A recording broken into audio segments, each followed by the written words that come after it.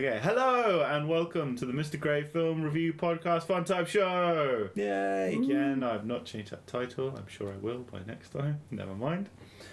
I am your host, Alex Gray, and our very second guest ever is Mr. Peter Cox. Hello, Pete. Hello. And Mr. Thomas Taylor. Hello, Tom. Shalom. Shalom. This week is the biopic special, or is it biopic? I tend to go biopic, but that's just my mouth. Do you have a particular opinion on should it be biopic or biopic? As I will for the rest of this interview, I will be siding with Pete. Oh, wow. You may revise that later. Okay, so we're going with biopic special. And, I don't really like biopics. I think they're boring. That's very sweeping. Well, they generally are because they can't follow the classic narrative structure. It's very true. They are troubled. Films aren't like real life, and when you make a film out of real life, it tends to not be as good as a film normally is. No, I think that's right. And the ones that do succeed tend to try not to do that. Like when you try and do a whole life and like the childhood bit, and then the main bit with the actor who's going, please give me an award, and then there's always the downturn bit at the end where other stuff happened and I probably got sick or went to jail or something, and it feels unfulfilling. But other movies that take just a bit of someone's life and do it, things like Selma is a good example from this year, I think. Selma's better. That's just a good film, though. Yeah, Selma's a great film. Certainly much better than either of these. What are these, Alex? Okay, so what we've got here is before we get into anything, spoilers. We will talk about any aspect of the film that we deem appropriate, and that includes the ending and who got killed. So if you wanna go find out what happened in the true life stories of these people, then go watch the films or read the Wikipedia pages. Will spoilers matter as much in a biopic? Less, you would think. Surely less. Yeah. I still, I'm just going to get into this straight away. I still talked in my online review about the death of Eazy-E because I was like, it's factually part of the history of what happened. Everybody knows. I don't feel bad about going into this in paragraph 2. Yeah. Okay, so our first review is Straight Outta Compton. Straight Outta Compton is the story of N.W.A. and it stars Corey Hawkins as Dr. Dre, Jason Mitchell as Eazy-E, and O'Shea Jackson Jr., who is the actual son of Ice Cube, as Ice Cube. Surprisingly. Yep. Good choice. I was wondering whilst watching the film, why does that guy look so much like Ice Cube? And then found out later that because it's his son. Yeah, you weren't wondering genetically why didn't they cast him as Dre? No. You're like, good fit. Yeah. Well, that's all the way through the film with Snoop Dogg coming in. He was incredibly looking like Snoop Dogg. Yeah. I haven't got a character list there. I can't tell you actor's name, so I'm sure somebody will. But it's who was the other guy? Tupac. Tupac looks exactly like Tupac. I don't really know if other people looked like what they were supposed to because I don't know that much. Well, Dre looked a lot like Dre. Yeah. Well, did he? I don't know. I can't really picture Dre in my mind, other than the old man Dre. Yeah, he didn't look like that. Headphones. Yeah. Well, this was before he'd done his doctorate, so yes, he was just plain Dre. Pre-PhD. Yeah. Also, Paul Giamatti's in it, and a shit ton of other people. It's far-reaching. It's huge. The cast list is enormous. So there you go. Pete and Tom, what did you think of Straight Outta Compton? Answer on the count of 3. 1, 2, 3, go. quite good. Great. I thought, Yeah. Really good. Yeah.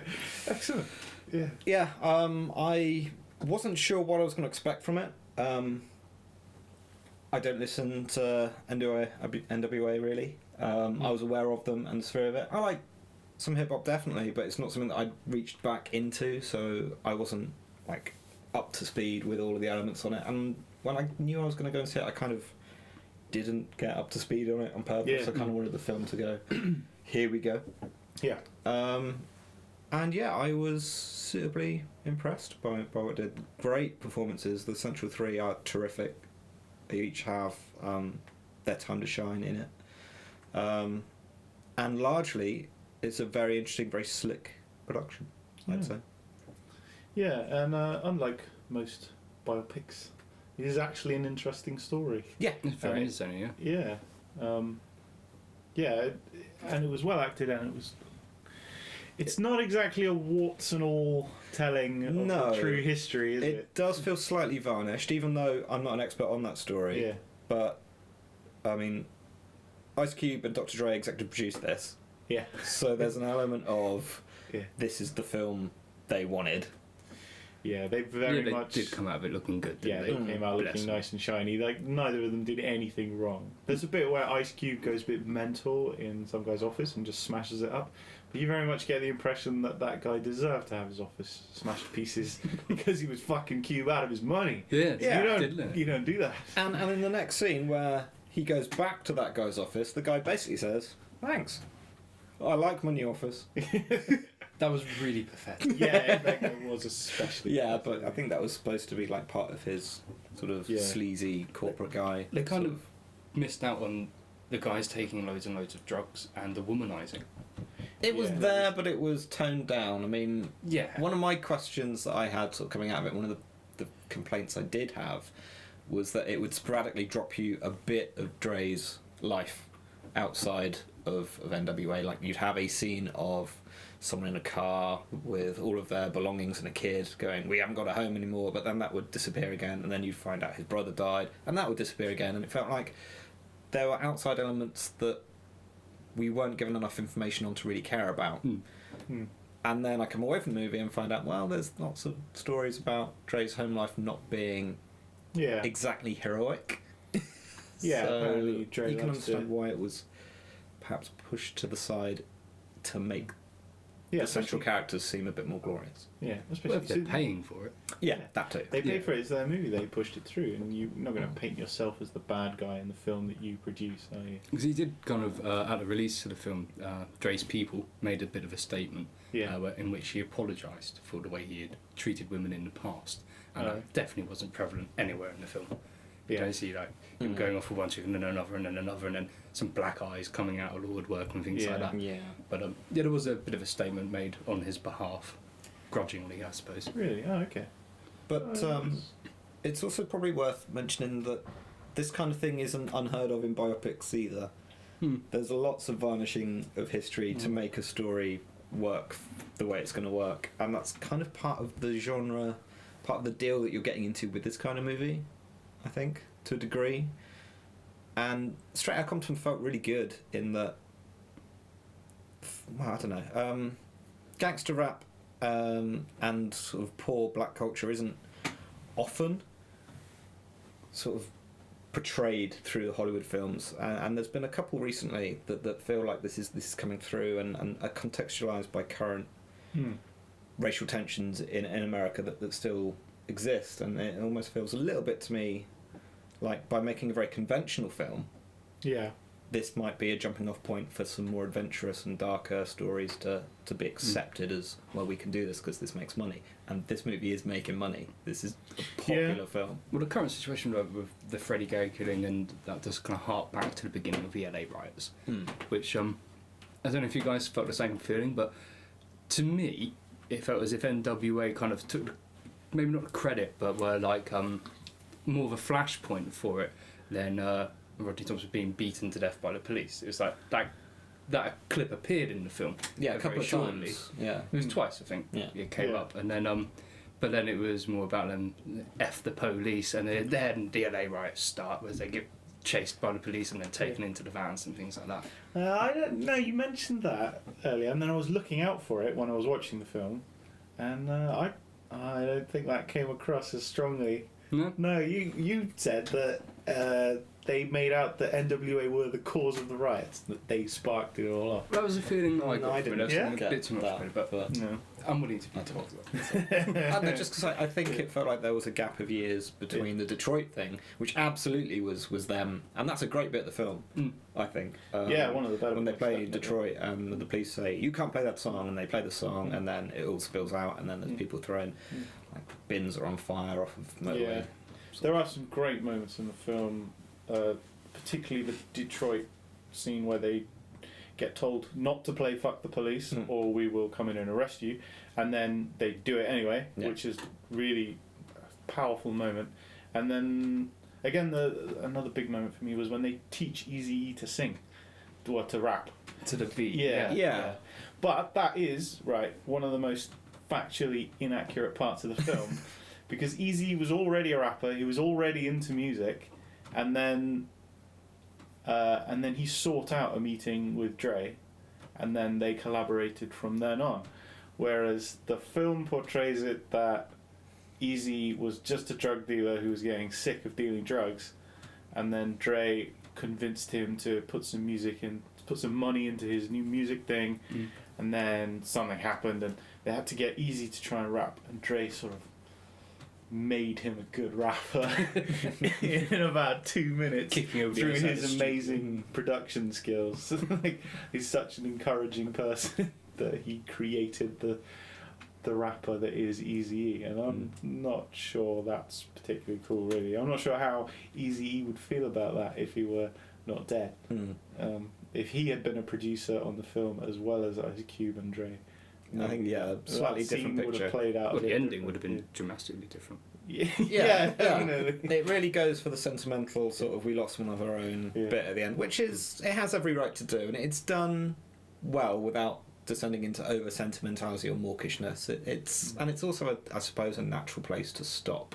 Yeah, Because that's one thing that did feel like to me is as great as I thought the first hour and a half was, there was an element toward the end of how are you going to tie this off a bit, because we're getting just into disputes and money situations, and it felt like it was doing what biopics tend to do, which is the glory days and then this bit. yeah, and then this bit is always it's like a movie about drugs. It's the come down after the high, and you it's find always that less fun and time seems to move quicker as well. yeah. You start cliff accelerated. noting more, just going and then this, then this, then this. In fact, I suppose Outta Compton is slightly guilty of this, because by the end and the end credits, it's just ploughing through years with documentary footage, going, "Hey, look!" But you can't include everything. No, and it's good to narrow your reach in order to have better focus. I would have liked to see more outside of the group. It's very much a study of the three main Eazy-E, Ice Cube, and Dr. Dre. It's very much their story, but I'd be very interested to see the story of a fan and the culture around them and how that actually affected everyone. I have no idea how you would have fitted that into the film. It's already 2.5 hours long and it misses out so much. Well, But, I think that's something that can now perhaps be done separately. You can do perhaps smaller stories off the back of this being a success. You can sort of build a subgenre, not maybe specifically as narrow as the stories of N.W.A, but maybe it's going to lead to more films that fit in around it. A story of a young black kid growing up in LA in the 80s. Yeah, which pre this movie I think would have been almost impossible to pitch to a major studio. You'd get an independent on it, but it wouldn't have reach and people wouldn't be going to see it in droves. I think this might be... I'm not trying to say that Straight Outta Compton is an important film, but it could be... It's probably very important to hip-hop fans. Yeah, absolutely. And the timing of it as well. Yeah, the timing of it is... Do you reckon they lucked out on that, or were the riots happening and they thought, now's the time? No, definitely. No, I don't know. Something like this. Take production on a movie end to end is, there's development and then all the other stuff. So I think it's quite difficult to say that it's a cash in and quite unfair. I definitely don't. Yeah, think because that would be very poor But taste. it is. Yeah, it definitely brings to mind Ferguson and all the rest of it. Yeah. Anyway, okay, so how good do you think it was? We've gone for how many wrongful arrests out of 5? I really enjoyed the movie. There was one scene when Dre found out that his brother was dead, Yeah. and I don't know, that didn't work for me. Like No. him sitting on the curb and then the guy's kind of giving him a little pat on the back. It said some useless things. You know, Yeah. oh, if it didn't happen now, it'd happen at another time. It's like, yeah, that's what I need to hear right now. Yeah. You know. Your brother would definitely be dead some other way. Yeah. There's. I don't know. I didn't like that scene. So No. other than that, though, stellar performance by the main actors. Cracking soundtrack. You got. Yes. Oh yeah, you gotta get that. Yeah, no, So, it has converted me a bit. I've been listening a bit more, which is good. So 5 arrests for driving whilst black, I suppose. 5 out Nice. of 5. Yeah. Very strong. Um, I'm going to go with a 4, but it's a good, solid, sort of high 4. Yeah. Yeah. Exceeded my expectations. Very good for the genre. Very good for everyone involved. Mm. Yeah, go and see it. Yeah, I'm going to go with a 4 as well. It's very well acted. The first hour is brilliant, and then it does the typical biopic thing of slowing down and getting a bit all over the place. But it does manage to have a really impactful ending at the end. When Easy finally gets he's getting the band back together, Yeah! and everything's going to be okay, and then he gets AIDS. And it's Yeah. suddenly not okay anymore, and his acting in that scene is amazing as well. Yeah. It's a really Mm. impactful scene, very powerful. Yeah, and that was a good way to end the film. Anyway, yeah, so 4 out of 5. I think it's very good. Cool. So let's take a little break. Press pause. Okay, we're back now. Yep. Yash mash. Yeah. Okay, so our second review is Legend. Yes. Mm. Not the Ridley Scott film with the same name from the 80s. Is there another one? Yeah. That already sounds better. What's it about? Oh, don't put me on the spot with that. It's a fantasy movie that he did that is thought of lesser Oh my than... god, is that the one with Tom Cruise in it? I don't know. I can't remember. thinking I of that think film is shockingly like it's kind of like Labyrinth but done by Ridley Scott. Though. It was in that whole area with the Never-Ending Story and Labyrinth and things. That's definitely the one. Yeah, and Willow and all the others. Yeah, there's a Ridley Scott one. It's meant to be quite bad. I can't remember it. I have seen it. But... Tom Cruise fights the devil at the end. No, Does he devil win? falls The down actual hallway. devil? Yeah, the actual devil. He's falling down this hallway and it's got this great image in mind of he's just digging his clawy nails into it, falling down, trying to crawl his way back up. Yeah, that's a shocking film. Well, that's called Legend as well. And I was immediately after we watched Legend, I was trying to add it to my Letterboxd profile online where I keep a film diary, and it would only let me add that I'd watched the Ridley Scott film. So I just gave up in a huff. Oh.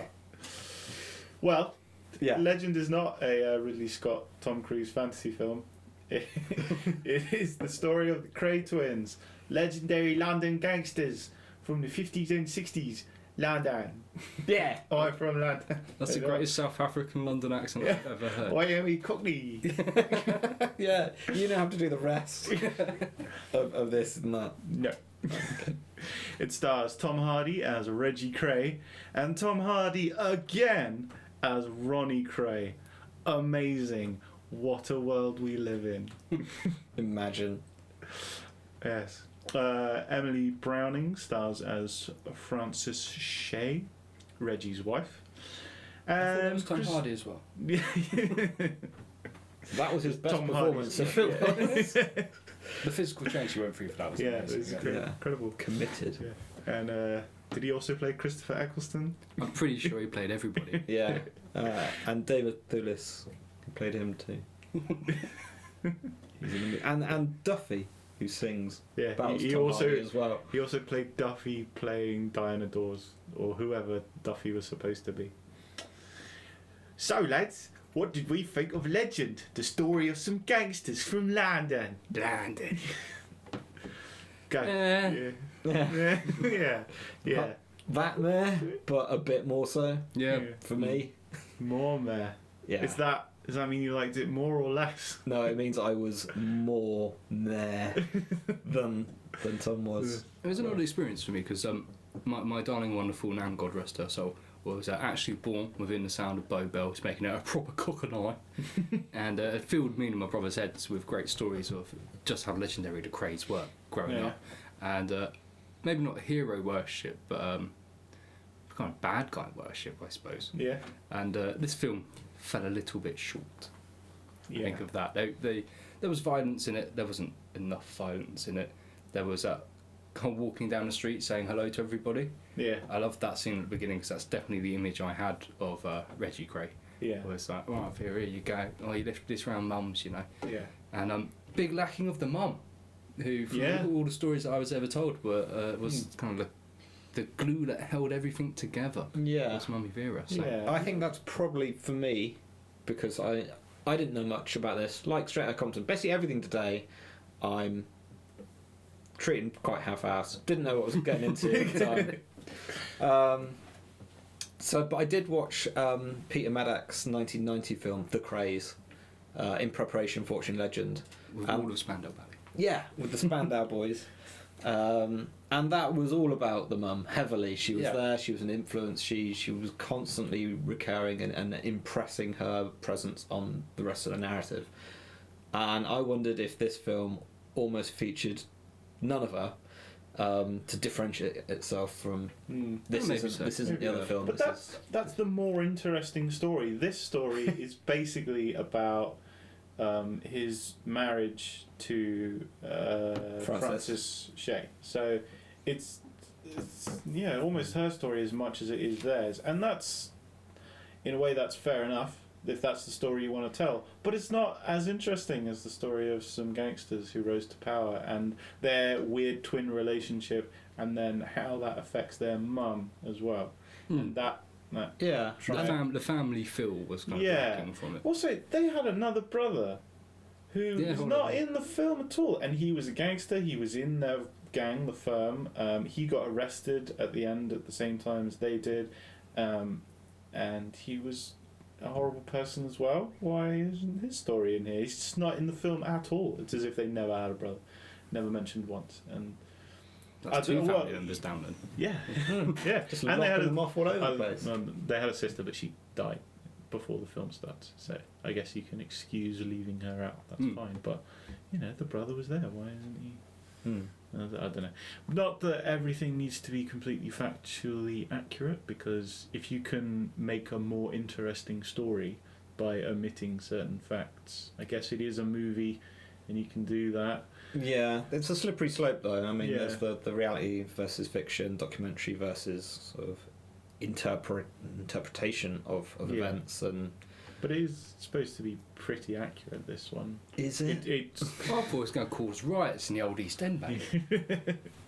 Well, I thought they certainly was made to feel like it was. It wasn't overblown in any way, was it? It looks the part. I will give it that, because I'm probably going to slate this quite a bit as we go on. But what I will give it credit for is it looked lovely. It looks as beautiful and glamorous as all the recent evocative 60s set films and TV shows have been. It's got the production value, everyone's dressed wonderfully, they've got great hair, everything's beautifully lit. There's this wonderful shot early on, which I saw in the trailer, which was like, oh, that's nice, of a car that's parked in like a wood, and it's a bit misty, and lots of very carefully shot things like that. Legend looks great. Everything inside it, not so much for me. It's the more boring story of his marriage to a woman who's a bit depressed. I thought the voiceover by Emily Browning was really nicely done. That worked. That worked for the story they were telling. It was that was a lot of it, and it was really heavy-handed, and a lot of the time it was telling you stuff that would be more interesting to see. I felt. I recant my previous statement. No, you can totally have that opinion of it being really good. I'm not saying I'm right and you're wrong at all. It was one of my many niggles was the voiceover. Why is it coming from Frances? Why are we seeing the story from her perspective when? Spoiler, she dies a large part of the way through the story, and I don't know, it just seemed like an odd choice to take it from her perspective and then background her for a fair portion of the film. Well, I think that gave it a nice twist for anybody not familiar with Cray's story. Okay. Killing off the voiceover a point. Because it was I forget you guys were all thinking, well, at least Frances survives was, I think, the line she came out with, and then she's popping pills, which I Yeah. was ready for the film to end by that point, to be fair. But yeah, I thought that was nice. Okay. I liked that. And I would say that Pippa and Hill both thought that the film was better than any. Yeah, the ladies we went to see the film with thought it was better than any of the guys we went to see the film with. So I think having that female perspective made it more appealing to both of them. Pippa in particular said that specifically because it was from a woman's perspective, the way it was told, that made it Okay. more interesting to her, which is fine. I mean, Yeah. Well, no, I happy totally. for her to enjoy it. I just I totally thought Emily Yeah, I Browning wanted- was the best cast member in this. Yeah? Yeah, I mean, she didn't have a great deal of range to do with what she was given, but I believed her more than anybody else in the movie. I certainly didn't believe Tom Hardy. I believe Tom Hardy as Reggie. And I thought actually, Reggie yeah, was that's very fair. charming. Reggie, yeah, but Reggie it's was not a Ronnie- stretch. Yeah, Ronnie was so over the top and unbelievable, and nobody would put up with Ronnie Gray if he was like that. Not even his twin brother. I mean, I couldn't get through the way Ronnie talked.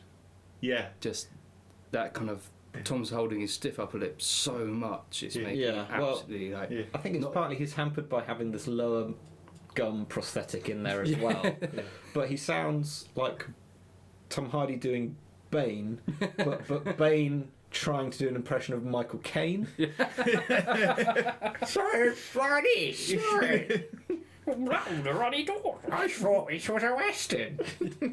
And it's not just the voice; it was his whole. He reminded me all the time when he was doing Ronnie of the classic era Hollywood horror films where there'd be Igor sort Yeah. of lumpenly shuffling into a room, rocking, and saying something ridiculous and then bumbling off again. Yeah, and being told to shut up by Frankenstein or whoever. Yeah. Which is kind of what Reggie does to Ronnie. Like, why is Ronnie one of the top gangsters? He Well, never no, achieved it. He wasn't clever. He didn't. Well, the do film sort of very much shows that he wasn't. When Reggie's in prison, the club that they run together Yeah. becomes very unpopular, and it insinuates that he was rubbish at everything. Yeah. But for me, the big problem was I don't know if I'm being oversensitive. There's a trait nowadays of people getting very instantly offended by things because there's a culture of that, and a lot of times it's justified, but sometimes it's not, and it's a difficult thing to get a good balance on.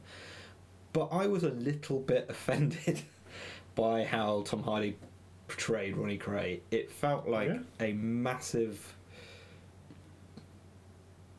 I mean, he's got a lot of mental problems and mental health issues, and it felt like it could have been more nuanced and have more heart and humanity to it. Yeah. We never saw Then- anybody try to deal with any of that, did we? Than what felt like a Harry Enfield sort of sketch character or a Little Britain sketch Yeah. character. It just felt like a total caricature Yeah. and took the piss sometimes. There's a lot of comedy that they try to build in the film out of Ronnie not getting life properly. Yes. Yeah. And I don't know, some of it was mildly amusing and there was some tittering in the audience, and that was kind of fair enough.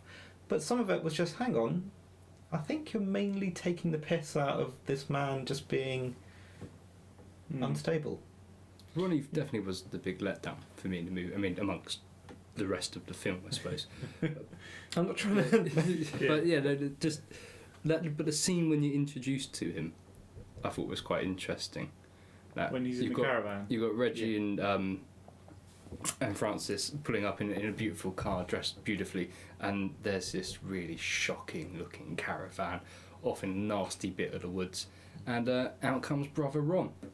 Yeah. And as an introduction, I just thought this is really this is just odd. This is Yeah. weird, that whole scene. Do you think he really lived in a caravan at I thought real it life looked at a some bit point? It was cosy. a, I could believe it. yeah. Yeah. After like seeing that, I could believe it. Yeah, I guess that was him sort of having very recently come out of Prison. Broadmoor. Yeah. Is it? Yeah. Yeah, it was It just was like a psychiatric. secure facility. hospital, and so maybe he come out of there and gone, okay, well, he is unstable. Let's put him in the woods and see how he feels with being out of Broadmoor for a little while, and then we'll bring him back to the East End. Maybe what you he'll would have catch us done. some dinner. That's what you would have done in the 60s with your unstable brother. Yeah. It's just hid him away from public view. Yeah, Put him in the maybe. garden. Sounds like. One thing I think we could quite honestly credit this film for, especially over the 1990 Cray film, was addressing that Ronnie was quite openly gay. Yeah. Did the 90s one not have any of that in it? Not even discussed really, as far as I saw in it. And yeah, it's good that was in there, that it was acknowledged, and that he seemed quite confident with that, and that was a nice element. I But think in reality that's kind of more how it was. yeah, And definitely he would play up to it as well. You know, if he they try to do things and have an excuse to do them.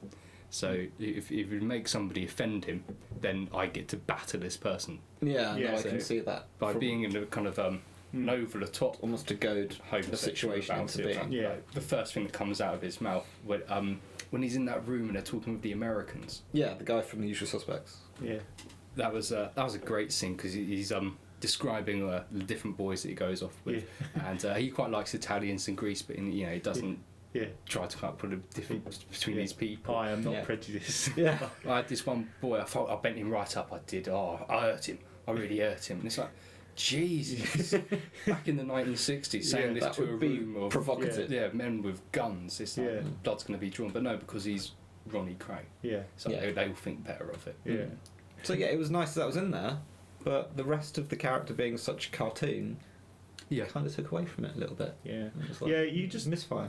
it didn't feel like anybody would put up with him. He would not have risen to the position that he held, being that sort of person.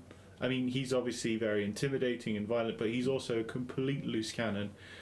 He tries to have people killed and just fucks it up massively. He's a bad Yeah, gangster. and he's he bad at there's being a psycho. never. Well, there is the one scene where they get into a fight, and he tactfully makes the decision to pretend he's got guns in his pockets, but he probably doesn't. He's just using his fingers.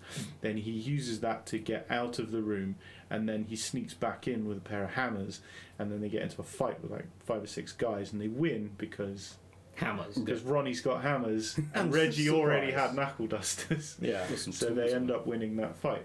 So there's that one scene where he actually did something vaguely intelligent, which was tactfully leave and come back with a weapon. Apart from that, he genuinely fucks up everything about being a gangster. He fucks up running the club. He tries to have people assassinated who didn't need to be assassinated, and then he does it badly. He goes and kills somebody, but that he didn't need to kill in front of a bunch of witnesses. Which is That's something kind that of one of the genuinely most- happened. I mean, yeah, he that's- genuinely that's did quite walk true. into that pub and shoot that guy in the face, but the way it was portrayed is he did that without Reggie's consent whatsoever. And at the end, when Reggie... Yeah, even Reggie does a really Stabs up stupid thing. Jack He's- the Hat. he stabs up Jack the Hat. But in my Wikipedia research, I have discovered that it was a lot more thought out than that. They actually lured Jack the Hat into a flat which was empty, didn't have a party. They told him, "Oh, there's a party. Come to the party," and That's more how it's portrayed in the 1990 film as well. yeah. So they With the Essex lure film. him somewhere. Chelsea And then Sprint, they had always planned on killing him, and actually it was Ronnie who goaded Reggie into killing Jack the Hat, rather than the film shows Reggie killing Jack the Hat because he's really pissed off at Ronnie, and like he really wants to kill him, but he can't kill him, so he ends up stabbing this guy brutally in a really, really horrible scene. Yeah, but I wanted more of that though. But he stabbed him with a lemon knife, which Yeah. must have been sharp. Yeah. One for the fans. Very good. Christopher Eccleston is in this. Why? Really? Yeah. Could anybody tell? Yeah, I felt bad for him. Or maybe good, because it meant that he got a decent paycheck for doing piss all. True. Yeah. Because he might as well not be in the movie, so don't invest in the detective angle of the film, because it's not I really kind there. of thought that having Mr. Eccleston there in that period of time with the blue police boxes There should have been one shot of him coming out of a police phone box, and for me that would have made me very happy. Taking off a leather jacket and then putting on the grey overcoat instead. Going, wow, I fucked this up. Pissing off again. Paul Bettany's in it. Don't know where.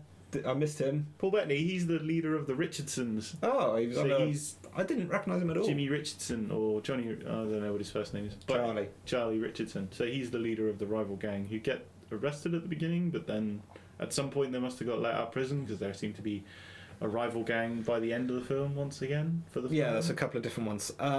This film is longer than I thought it was going to be as well. Necessary. I thought this was going to be like a trim because it's quite pacey to begin with, so I thought this is going to come in at like 90, 100 minutes, be a nice little sort of British gangster film and sort of be nice and tidy. It's not. It's 2 hours 10, which really starts to feel like it is in the second hour. I thought it really... I was losing patience with it. It was an hour's worth of entertainment pushed into a 2 hour 10 movie. Yeah. They could have cut a lot of that out. Yeah. But then, what are you left with? I don't know. I mean, you can say Tom Hardy is bad as Ronnie, but that Reggie's better, and Reggie is better, but there's still no depth to it. I didn't feel like I understood him or his motives or anything. He stood up straighter, and he smoked cigarettes instead of cigars, and he liked lemon sherbet. In kind of Francis's kind of voiceover tries to explain that as if Richie wanted to come out of being a gangster and would have happily have gone straight. No, loved the violence and the killing. Yeah. So that was a completely another part of his character, and this kind of they tried to make it into a good brother, bad brother on those sorts of things. Very much so. And it wasn't. It was bad brother and psychopath. Yeah. And well, I reckon they were actually, from my Wikipedia research, it seems to play out that actually they were pretty similar. You know? One of them had genuine sociopathic tendencies, but the other one was still unapologetic murderer. And I imagine they were both sociopaths, but one of them was undiagnosed. Yeah, but it makes a more interesting film to have them be parallel tent poles. And because you got the same actor, you can do the whole Yeah. different sides of one personality thing, and there's other things that None of that really paid off. no, but it's not there. It's No. not really there enough. I mean, there are lots of even recent films that have done this really well. There's Enemy, which has Jake Gyllenhaal playing against himself. That's really good, little subdued drama. Thoroughly recommend that one. That's from the director of Prisoners and the upcoming Sicario film with Benicio del Toro. Great film, Enemy. I would recommend it. Even last year there was Jesse Eisenberg in The Double. That was alright. Yeah, I really want to see The Double. Still haven't for no bloody reason. And then classics. I mean, the pinnacle for me is Jeremy Irons against himself in Dead Ringers, a Cronenberg film where he plays twin gynecologists. And it's so much more nuanced than what Tom Hardy's doing here. There's not a lot visually to differentiate them, but apart from different shades in Jeremy Irons' demeanour, one of the brothers hunches over a bit more and is a bit more insecure, the other one stands up straighter. They dress slightly differently, but otherwise you really have to delve into the characters to find the differences, and this just felt very different to that. It was almost you didn't need to cast Tom Hardy twice because they were making them so different, even physically, not just psychologically, that it seemed just like a bit of a stunt. If they were closer together as characters, then a better comparison could have been drawn. I agree. you didn't really get. Oh well, I didn't get a strong feeling of brotherly love between them. No. There was a nice little fight scene. That was quite well put together. Yeah, I really enjoyed for that. what that was. That was Because no, don't put down the bottle. So because we're brothers, we'll have a bit of a scuffle. Yeah. But whenever they fight anybody else, they're going and knuckle dusters and punching. In this one, they're slapping each other. That bit made me think very fondly of They Live. You know, there's a massive punch up about putting the sunglasses on in They Live between Ronnie Piper and Keith David. And it goes on for ages. And in the middle of it, one of them picks up a bottle and smashes it on the car and goes to hit the other, and the other's like, "Dude, what are you doing?" He's like, "Oh, sorry, yeah." Or just go back to punching each other. So that made me think of that Yeah, a little it bit. That was quite nice. Yeah. Well, it doesn't sound like anybody really liked it. So, how many horrible stab wounds out of 5? A 2. A 2? I'd give it a 2. It was, for me, it was a bit of a letdown. Ronnie was ununderstandable all the way through it, if that's a word. Yeah. But it was well shot, and there was some nice harking back to the 1960s days with the police officers. But a flop. It's a 2 from me as well. I reckon it wasn't the story I really wanted to be told of the Krays, and it wasn't an interesting enough story that they chose to tell. Yeah, but Francis Shay was interesting as a character, but yeah. Tom Hardy was too far apart from each other. His two versions of himself, they didn't blend, and it just wasn't a good film. I'm gonna be a little bit meaner and go with 1.5. Just feel that need to shave off an extra half point. Well, yeah, I came out of it thinking 2 as well, but the more it sat with me, the more disappointed and irritated I've got by elements of it. So Well, I'm shaving that bit off. I reckon 2 out of 5 is I didn't like your film, and 1.5 is a real fuck you. Well, that's what it is then. Because no, I didn't like the film. I didn't like it. Yeah. Yeah, we didn't really say anything good about it, did we? No, it looks lovely. Oh yeah, we like the It's lovely, cinematography. Yeah, it looks nice. And if you like Tom Hardy doing odd voices, which he does all the time, Yes, then, won't do anything that doesn't have a voice in then it. you've got double trouble here. Even, I mean, as weird as Ronnie sounded, Reggie sometimes, I don't know, it's just trying to gauge that Cockney accent with his face, but it sounded like, well, not quite like, the small man in a box thing that Rob Brydon does. yeah. But not to the same extent, just like, oh, Tom Hardy's in here, but he's speaking from the next room. It was a weird sort of thing going on. Could be right off lemon sherbets as well. I don't know, it kind of made me want a lemon sherbet bum. Sharing a sherbet. No. No, you wouldn't do that. No. I thought he ate that and then he gave it back. I was a little confused in that scene. Was So that you must have given half of it back. Okay. He took it off of her and then chewed it. Yeah, Yeah. and then later in the scene goes, oh, here's your lemon sherbet back, and it's solid. He reformed it. Yeah. It's like, wow, that is hard. Yeah. You process that lemon sherbet in that conversation. Wow, I respect. Would you not share a lemon sherbet even with Emily Browning? Well, it's true. Yeah, I would do that. Okay. Well, on that slightly creepy note. Yeah. Thanks. Yeah, thanks for listening. Bye. Bye. Bye.